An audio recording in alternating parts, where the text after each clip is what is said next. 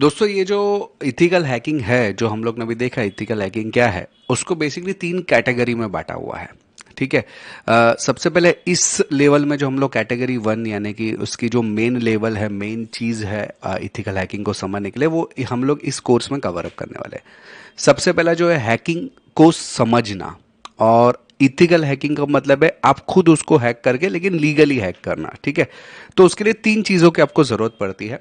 एक है काली लिनक्स, एक है मेटास्प्लॉइट, और तीसरा है बग बाउंडिंग हंटिंग। तो ऐसे तीन चीजों का सहारा लेकर आप एक इथिकल हैकर बन सकते हो। ओके, तो जैसे मैंने बताया आपने इस कोर्स में सारा इथिकल हैकिंग रिलेटेड है। तो इथिकल हैकिंग में ये तीन चीजें आपके लिए मेन है। ठीक है। आगे जैसे जैसे आप पढ़ते जाओगे तो आपको ये तीनों चीजों में धीरे धीरे धीरे धीरे सारी डिटेल में समझा दूंगा। इसके रिलेटेड जो भी सॉफ्टवेयर है वो भी मैं आपको प्रोवाइड करने वाला, आपको अलग से कुछ खरीदने की जरूरत नहीं पड़ेगी। दूसरी जो चीज रहती है, मतलब इथिकल हैकिंग से और थोड़ा सा आगे जाना है, जिसको हम लोग फॉरेंसिक एक्सपर्ट बोल सकते हैं। आपने बहुत सारी सीआईडी में देखा रहेगा कि चलो दया इसको फॉरेंसिक एक्सपर्ट के पास ले जाओ, फॉरेंसिक का रिपोर्ट लेकर आओ। करेक्ट, ऐसा नाम सुना है फॉरेंसिक का। तो बेसिकली फॉरेंसिक एक्सपर्ट का मतलब है उस चीजों में माहिरत या चीजों के अंदर खोद खोद कर और डिटेल में लेकर जाना। तो ये इथिकल हैकिंग में आप जब भी एक्सपर्ट बन जाते हो ना, उसके बाद जो सेकंड स्टेप जो आता है वो है फॉरेंसिक का, जिसमें आप कंप्यूटर फॉरेंसिक एक्सपर्ट बन सकते हो। डार्क नेट या डीप वेब जिसको हम बोल सकते हैं, डार्क नेट भी एक प्रकार का इंटरनेट ही है। तो जिसमें आप उसके रिलेटेड कुछ एक्सपर्ट बनना चाहते हो तो फॉरेंसिक्स के जरिए बन सकते हो। या मालवेयर एनालिसिस, मालवेयर यानी कि कोई एक एंटीवायरस या कोई एक वायरस है उसको समझना, उसको क्या करता है, कैसे काम करता है, तो उसको एनालाइज करना। तो वो सारी जो चीज़ें हैं वो फॉरेंसिक एक्सपर्ट में आ जाती है। फॉरेंसिक्स में जैसे कि अभी मैं एग्जांपल लूँ तो समझो एक मेमोरी कार्ड है, मेमोरी कार्ड खराब हो गया है। तो आप उस मेमोरी कार्ड में से डेटा कैसे रिकवर करोगे, या कुछ दूसरे का डेटा आप एक्सप्लॉइट करते हो या लेते हो तो उसके अंदर भी कुछ चेंजेस करके कैसे, मतलब बहुत सारी चीज़ें हैं। बिना उसको समझ में आया आप उसका डेटा ले सकते हो, लेकिन ये इथिकल वे में गवर्नमेंट एम्प्लॉय के अंडर काम करके आप ये चीज़ें कर रहे हो। तो ये सब चीज़ें इथिकल वे में आपको सिखाई जाती है, लेवल टू में आती है। फिलहाल हम लोग तो हैकिंग सीखने वाले, लेकिन उसकी जो तीन मेन कैटेगरी को मैं डिस्कस कर रहा हूँ।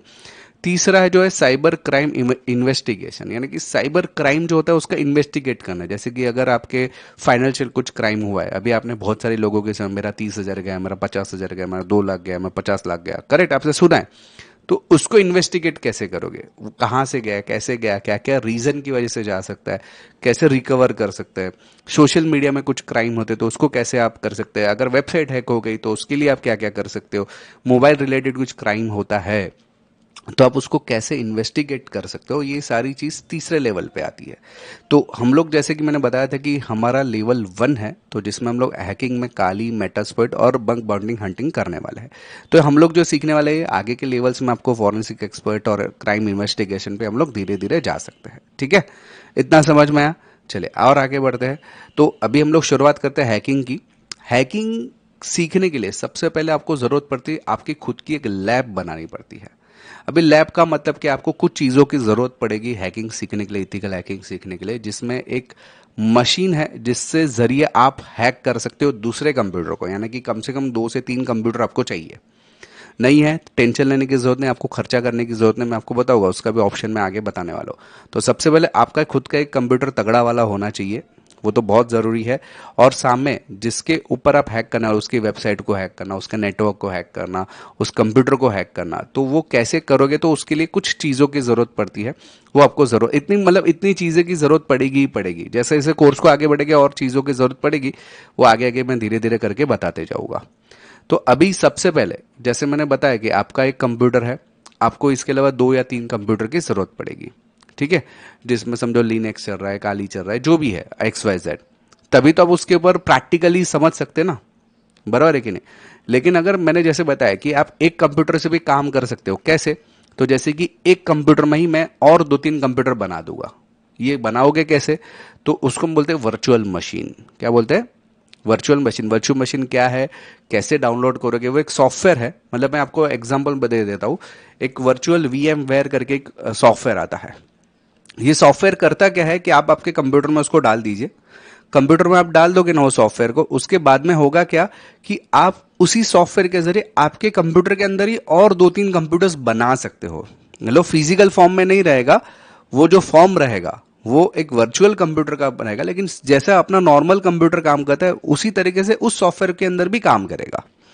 वो अलग कंप्यूटर के ऐसा बिहेव करेगा, मतलब आपका कंप्यूटर अलग, अंदर समझो 2-3 कंप्यूटर्स आपने बनाए आपके कंप्यूटर के अंदर ही, तो उसको जैसे अभी थोड़ा सा कंफ्यूजन होगा समझने के लिए, लेकिन जैसे जैसे आप प्रैक्टिकल करोगे तो समझ में आ जाएगा। और कैसे करना है नेक्स्ट लेक्चर में बताने वाला हूँ, ठीक है, आप बेफिक्र रहिए उसके लिए।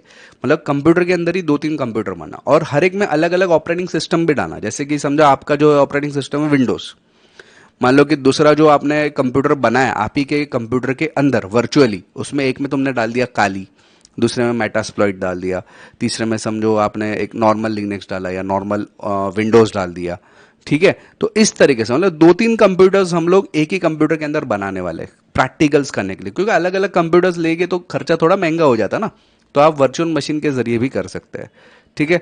तो इतनी चीज़ों की आपको ज़रूरत पड़ेगी।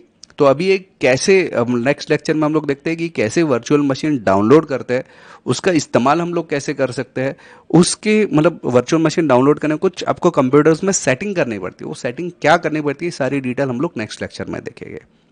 तो चलिए इस वीडियो में इतना ही, नेक्स्ट टॉपिक की ओर बढ़ते हैं।